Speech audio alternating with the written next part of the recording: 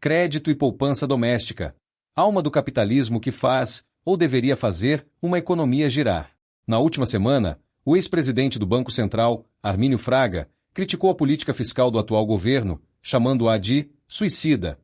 Para ele, está havendo muitas isenções de impostos a empresas, e o fato de se deixar de arrecadar esses tributos tem impactado nos juros. Segundo Armínio Fraga, essa realidade acaba embutindo um prêmio de risco que encurta horizontes e amedronta o investimento. Para quem não entendeu patavinas, do que Armínio Fraga Neto quis dizer, e que presidiu o BC entre 1999 e 2003, durante o governo de Fernando Henrique Cardoso, basta entendermos que a taxa de juros oficial, Selic, está elevada, por se tratar do principal instrumento de controle da inflação, que por sua vez está pressionada, sobretudo, devido aos gastos do governo, muito acima da arrecadação de impostos. No glossário do economês macroeconômico, política fiscal é exatamente as ações de governo na relação entre arrecadação tributária e gastos públicos. Já a política monetária, praticada pelo Banco Central e que está associada à política fiscal do governo, visa por meio da taxa oficial de juros, manter os níveis de inflação em patamares moderados. Ocorre que a arrecadação de impostos é sempre insuficiente para cobrir todos os gastos públicos com saúde, educação, estradas, defesa nacional e o custo de manutenção dos órgãos públicos do próprio Estado brasileiro, governo, Congresso Nacional e Judiciário. Mas calma, antes de você se revoltar contra o Estado brasileiro, é bom entendermos que na grande maioria dos países, os governos jamais arrecadam o suficiente para cobrir seus gastos ou acima deles. É por aí que surge o lucrativo mercado de títulos públicos, onde as taxas básicas definidas pelos bancos centrais determinam o rendimento desses títulos, adquiridos por aqueles que emprestam dinheiro ao governo para que ele financie seu déficit, que é a diferença negativa entre a arrecadação de impostos e os gastos governamentais. Portanto, se o governo gasta além do déficit habitual, logo precisará captar mais dinheiro no mercado privado de crédito, por meio da emissão de títulos de dívida pública, para cobrir a diferença negativa em suas contas, ou seja, o déficit fiscal. Contudo, se os agentes financeiros entenderem que o governo tem gastado muito acima de um parâmetro considerado confortável, por eles, para que continuem adquirindo mais títulos de dívida pública, logo, o mercado de juros futuros sinalizará tendência de alta. Sozinho, o mercado de juros futuros não é suficiente para fazer o Banco Central elevar a taxa oficial Selic, devido ao aumento do risco dos agentes financeiros privados, em continuar emprestando dinheiro para que o governo cubra rombos cada vez maiores em suas contas públicas. Por essa razão, sempre que o governo gasta além da conta, o principal termômetro que influencia nisso é a desvalorização da moeda nacional, no caso real, em relação ao dólar, e, logicamente, com mais pressão inflacionária. É justamente para conter o ritmo de desvalorização da moeda brasileira, que certamente impactará em mais aumentos de preços, que o Banco Central eleva a taxa básica de juros, aumentando os prêmios de risco para que os agentes financeiros privados continuem emprestando dinheiro para o governo. Sendo esta, portanto, a crítica de Armínio Fraga com relação à atual situação das contas públicas. Mas por que o fato de o governo gastar mais acaba aumentando os juros? Como se sabe, taxa de juros não é nada além que um modo de se precificar o custo do próprio dinheiro em si, pois como todo e qualquer tipo de mercadoria, o dinheiro também está sujeito à lei da oferta e procura. Portanto, se há pouco dinheiro em circulação, que no meio financeiro é também chamado de liquidez, onde, por outro lado, existe uma certa demanda pressionada por crédito, os juros se elevam. No caso brasileiro, esse cenário é um tanto mais complexo, devido ao nosso estoque de poupança doméstica ser considerado baixo pelos especialistas. De acordo com Samuel Pessoa, economista do Instituto Brasileiro de Economia da Fundação Getúlio Vargas, IBRE-FGV, o nível de poupança interna do Brasil está ao redor de 14,5%, ao se utilizar de dados de 2024, depois de ter atingido 17,1% em 2021. Enfim, se há baixa liquidez, o preço do dinheiro, que se dá através dos juros, se eleva. Tendo em vista também que o Estado Nacional se faz como o maior tomador no mercado privado de crédito, onde, evidentemente, os agentes financeiros preferirão financiar o governo que paga mais em juros que as empresas de um modo geral. Este é exatamente o ponto ao qual Armínio Fraga se referiu.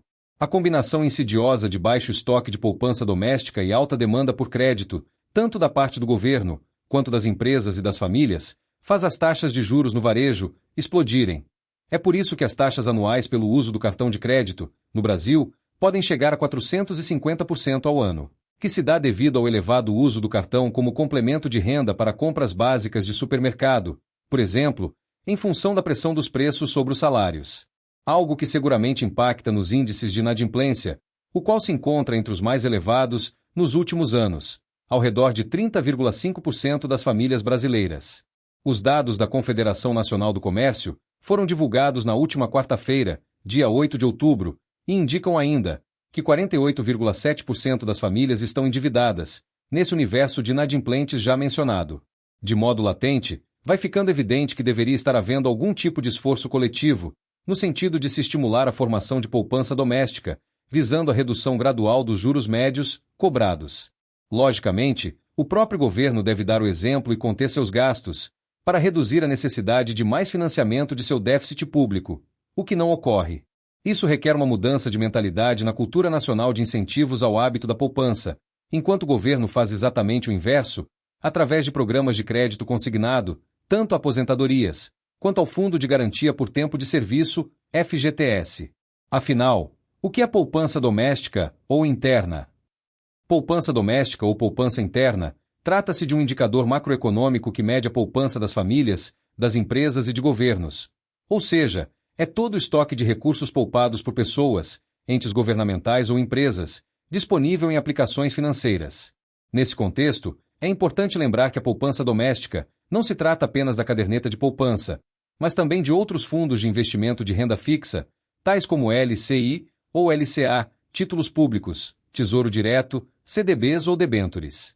Os investimentos em renda variável tais como ações, ouro, dólar, commodities, minerais ou agrícolas e derivativos também são exemplos que formam a poupança doméstica dos países, usados para financiar atividades produtivas em suas respectivas economias. Um exemplo são os fundos de investimento nas cadeias produtivas agroindustriais, FIAGROS, categorizados como renda variável. Trata-se de recursos captados por instituições financeiras privadas, junto a pessoas ou empresas, que, por sua vez, são usados para financiar atividades ligadas ao agronegócio. Entretanto, nos últimos anos, os FIAGROS têm sofrido com a baixa liquidez impactada pela inadimplência das empresas do agronegócio financiadas por esses fundos. Problemas de crédito têm repercutido em boa parte das carteiras. De 16 desses fundos ligados aos FIAGROS, correspondentes aos certificados de recebíveis do agronegócio, CRAs, a maior parte deles tem algum tipo de dificuldade nesse sentido. Enfim, o caso dos FIAGROS ilustra que não basta uma cultura habitual dedicada ao ato de poupar, para a finalidade de financiar atividades produtivas da economia real. Evidencia ainda a importância de instrumentos que garantam a proteção da poupança das pessoas e das empresas. Fundos garantidores. Trata-se de entidades privadas, sem fins lucrativos e que têm por finalidade proteger os depositantes das instituições associadas. Dentre tais instrumentos, o principal é o Fundo Garantidor de Crédito, FGC, cuja principal finalidade é a proteção de valores depositados ou investidos. Os limites ressarcidos pelo FGC se limitam ao máximo de R$ 250 mil por CPF, CNPJ ou instituição financeira, e de até R$ 1 milhão em um período de 4 anos. Os produtos financeiros garantidos são depósitos à vista, a prazo ou sacáveis mediante aviso prévio, depósitos de poupança, letras de câmbio ou hipotecárias, letras de crédito imobiliário, letras de crédito voltadas ao agronegócio e operações compromissadas. Além disso, o Fundo Garantidor de Crédito atua para estabilizar o sistema financeiro, prevenindo corridas bancárias e oferecendo suporte de recursos a entidades do ramo das finanças, tais como bancos e outras empresas varejistas ligadas ao mercado de crédito. Outro fundo garantidor é o FGCoop, voltado a cooperativas de crédito que também tem limite máximo de ressarcimento de R$ 250 mil por instituição ou por cliente. Portanto, o crédito é lastreado à poupança doméstica e esta, por sua vez, é parcialmente lastreada por fundos garantidores privados, regulados por instituições governamentais, tais como o Banco Central e o Conselho Monetário Nacional, CMN. O equilíbrio de forças entre o crédito e a poupança doméstica é o que resulta, enfim, na precificação das taxas de juros. Assim, o estoque de poupança que irriga o crédito determinará se as taxas serão mais caras ou mais baratas, já que também deve-se observar o fator conhecido no meio bancário como spread, que é a diferença nas taxas entre as captações pagas pelos bancos, de outras recebidas por essas instituições financeiras, sobre as carteiras de crédito concedidas. Política fiscal, dívida pública e política monetária. Desde a fase de nossa história, conhecida como República Velha, ainda no primeiro governo republicano de Deodoro da Fonseca, houve a implementação de uma política econômica de incentivo à indústria, que tentou contornar o baixo estoque de poupança interna, autorizando bancos a imprimir dinheiro para concessão de empréstimos direcionados a atividades do setor industrial. O dinheiro, logicamente, não foi usado para financiar a instalação de indústrias no país, mas aplicado em papéis na emergente Bolsa de Valores do Rio de Janeiro, do final do século XIX, que, de acordo com historiadores, se assemelhavam às apostas realizadas no Jockey Club em relação às corridas de cavalos. Algo que fez o episódio da primeira crise econômica brasileira ficar conhecida como crise do encilhamento. O Brasil, com isso, entendeu a duras penas que o resultado de medidas impensadas custam caro para todos, e esse custo se chama inflação. Foram precisos 3 governos posteriores diferentes para que as contas públicas fossem sanadas e houvesse algum equilíbrio, logicamente, com a conta paga em sua maior medida pelos mais pobres, que nada se beneficiaram do movimento especulativo na Bolsa do Rio. Com o fim da República Velha e o governo provisório de Getúlio Vargas, era preciso enxugar os excedentes dos estoques de café, que derrubaram os preços no mercado internacional. Para isso, o governo Vargas contraiu empréstimos internacionais e usou dinheiro para comprar o café dos cafeicultores, que estava sobrando, para tão somente queimá-los. A medida foi definida pelo economista Celso Furtado, em seu livro Formação Econômica do Brasil, como privatização de lucros e socialização de prejuízos, pois teve caráter meramente político, tendo servido para comprar o apoio dos fazendeiros de café por Getúlio Vargas, que antes dele determinavam aqueles que seriam eleitos presidentes, através da chamada política do café com leite, onde figuras de São Paulo, produtor de café, e de Minas Gerais, produtor de leite, se alternavam no poder federal, durante a República Velha. Já no chamado período do Estado Novo, Getúlio Vargas contraiu outro empréstimo internacional, desta vez para viabilizar a construção da Companhia Siderúrgica Nacional, CSN, e o país assim, iniciar a produção de aço, pois o baixo estoque de poupança doméstica e a ausência de uma classe empresarial privada disposta a efetuar o investimento, levou o Estado brasileiro a criar uma empresa estatal por meio de capital estrangeiro para esse fim. Depois, com os militares e o dinheiro fácil captado no exterior, foi possível financiar o que ficou conhecido como milagre econômico brasileiro, o qual só ficou atrás de outro fenômeno similar, também chamado de milagre, mas desta vez no Japão. Com a grande ou imensa diferença de que o desenvolvimento japonês desde o pós-guerra até meados da década de 1980 foi maciçamente financiado em sua maior parte pelos próprios japoneses, enquanto no Brasil, o desenvolvimento mensurado, também até 1985, se deu através de recursos providos de poupança externa. Distorções econômicas e causas da inflação que afetam estoques de poupança doméstica e o custo do crédito no Brasil. Há um consenso no entendimento entre os economistas de que os gastos públicos se tratam da maior causa da inflação em qualquer economia do mundo. Entretanto, esse debate no Brasil é sempre contaminado por influências ideológicas ligadas ao liberalismo, onde as verdadeiras causas dos gastos governamentais jamais são tratadas com a devida transparência, clareza e honestidade que o tema merece. Para muitos, gastos sociais com previdência e seguridade social, tal como o benefício de prestação continuada, BPC, os quais por sua vez estão vinculados ao mecanismo de reajuste do salário mínimo, seriam os maiores focos de gastos, tendo em vista que a regra de reajuste de salários no Brasil não está relacionada à produtividade, mas pela correção da inflação, mais a variação do PIB de 2 anos anteriores. Talvez por isso, o Brasil, que se diz uma democracia, já tenha feito nada menos que 7 reformas da Previdência, desde a promulgação da Constituição de 1988, sem que o problema do crescimento dos gastos previdenciários e sua sustentabilidade no longo prazo tenham sido resolvidos.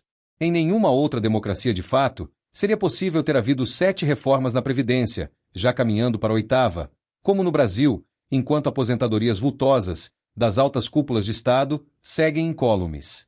Outros programas de renda básica, além daqueles bancados por meio de subsídios públicos, através de gás ou eletricidade doméstica, os quais, em tese, serviriam para beneficiar camadas mais carentes da população, seriam os maiores focos de gastos públicos, de acordo com esses economistas mais alinhados ao liberalismo. Embora esses gastos elencados acima realmente não sejam nada desprezíveis e causem algum impacto expressivo sobre as contas públicas, os gastos que mais impactam nas contas governamentais são aqueles de natureza tributária e financeira. E isso não é de hoje, sendo ainda algo que os economistas liberais desprezam ou dão pouca importância no que se refere a esse debate. Para entendermos o verdadeiro agravante das contas públicas, precisamos saber o que vêm a ser os conceitos de gastos tributários e financeiros. Gasto tributário está ligado à política fiscal e basicamente se trata de incentivos concedidos pelo governo a agentes de setores da economia produtiva, como modo de estimular o crescimento econômico, tais como renúncias de impostos. Em 2025, os gastos tributários já alcançaram a cifra de 821 bilhões de reais, que somados a outros 30 bilhões de reais em ajuda a exportadores afetados pelo tarifaço, praticado pelo governo dos Estados Unidos a produtos brasileiros, chega a 851 bilhões de reais. Já gasto financeiro se refere àquele relacionado ao custo de manutenção da dívida pública através do pagamento de juros sobre os títulos soberanos emitidos pelo Tesouro Nacional. Por isso, quanto maior for os gastos governamentais, aumentando o déficit, mais prêmios de risco, via juros, o mercado irá cobrar do governo para continuar a financiá-lo.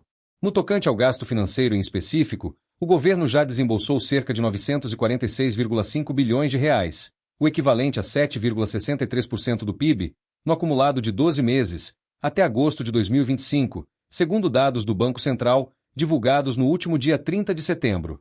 Em contrapartida, o déficit nominal atingiu a marca de 7,85% do PIB, o que representa 968,5 bilhões de reais anualizados, ainda conforme publicado pelo BC, enquanto gastos previdenciários e seguridade social, somados a programas sociais, correspondem a cerca de 2 trilhões de reais. Indexação, correção monetária e a poupança nacional que girava ao redor da especulação financeira.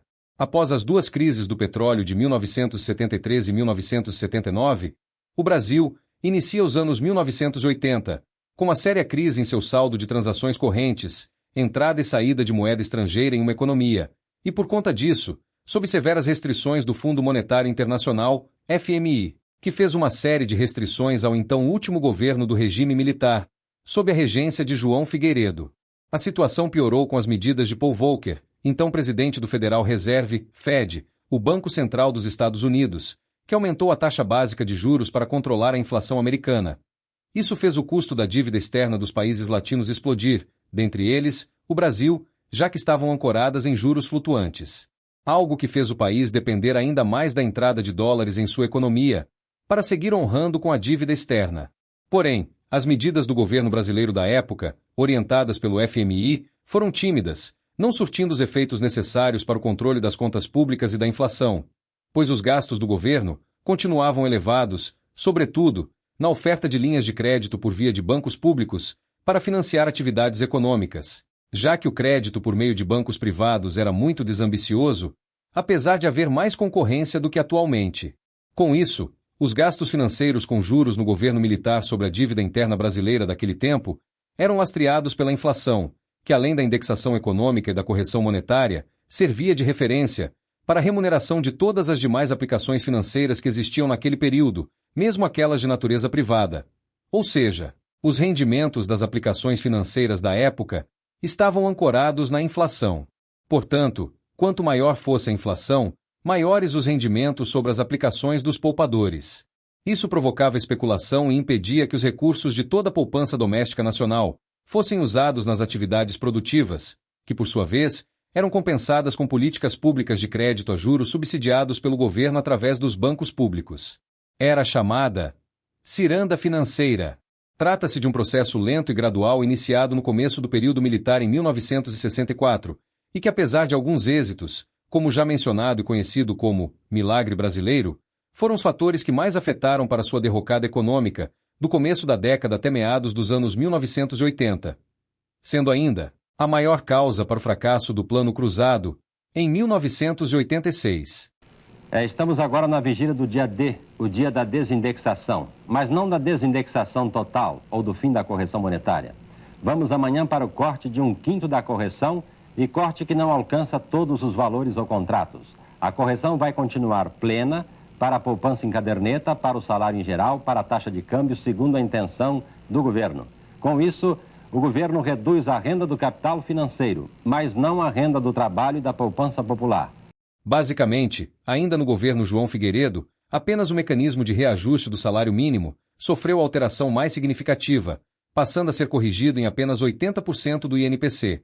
Perguntado por um repórter sobre o que faria, caso fosse obrigado a viver de salário mínimo, o presidente afirmou que daria um tiro no coco.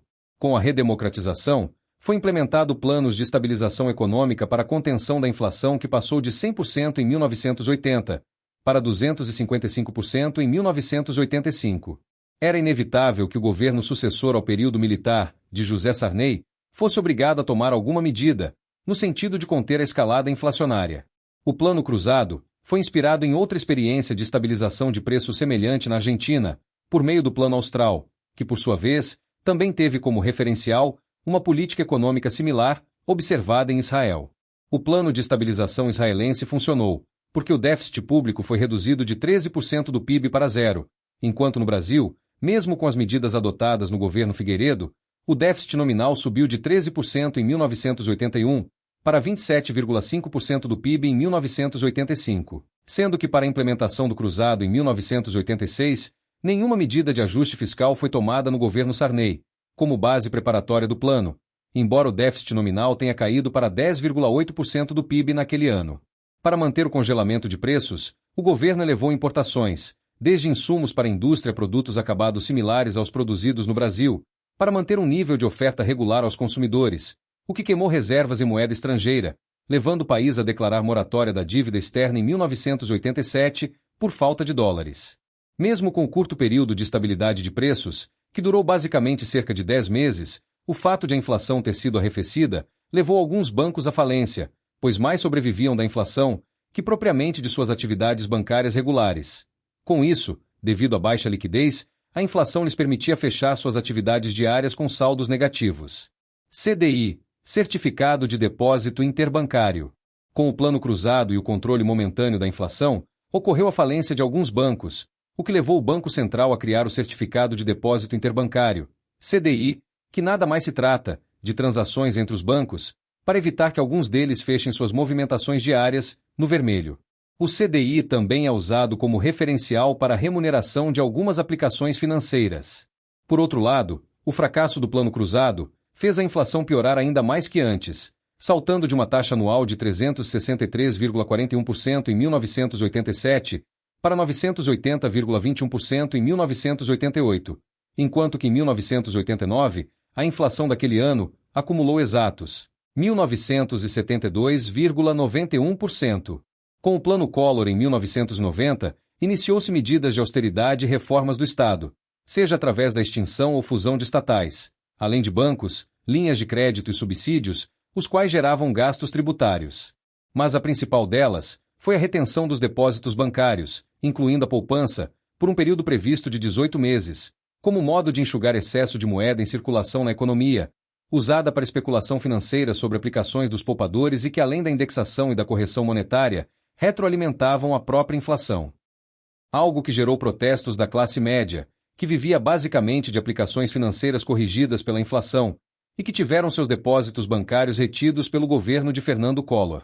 Escândalos de corrupção foram um estupim para que jovens de classe média fossem às ruas, com seus rostos pintados de preto, exigindo o impeachment ou a renúncia do presidente Collor. Uma situação bastante didática para entendermos que é perfeitamente possível para uma sociedade conviver com inflação média de 60% ao mês, desde que os rendimentos de suas aplicações financeiras sejam beneficiados. Ao passo que se um governo tenta corrigir essas distorções, basta ser acusado de corrupção, ainda que o governo anterior não tivesse sido menos corrupto, mas que preservou a classe média de tal infortúnio. Entretanto, outros planos econômicos anteriores ao Plano Collor implementados após o Plano Cruzado, tais como Cruzado II, Bresser, 1987, e Verão, 1989, tentaram corrigir distorções que haviam em relação a rendimentos sobre aplicações financeiras corrigidas pela inflação, mas sem sucesso. Algo que provocou perdas para poupadores no período. A partir de 1994, o Plano Real manteve o controle do gasto público com déficit nominal, ao redor de 3% do PIB. Isso controlou o endividamento, mas não melhorou a taxa de poupança doméstica. Além disso, as reservas cambiais continuavam modestas, ao redor de 75 bilhões de dólares, muito abaixo do estoque de dívida externa. Com a taxa de câmbio apreciada devido à média de juros básicos, determinados pelo Banco Central, na década de 1990, girarem em torno de 21% ao ano, provocou uma nova crise em transações correntes em 1999, devido à apreciação do câmbio e à falta de dólares, provocando mudanças no regime cambial de bandas fixas para a flutuante. Desde o Plano Real, Há 31 anos, portanto, o baixo estoque de poupança doméstica tem sido o principal entrave para a manutenção de taxas de juros e de inflação a níveis de economias desenvolvidas. Além de manter o financiamento de atividades produtivas, ainda muito dependente de políticas de crédito do governo.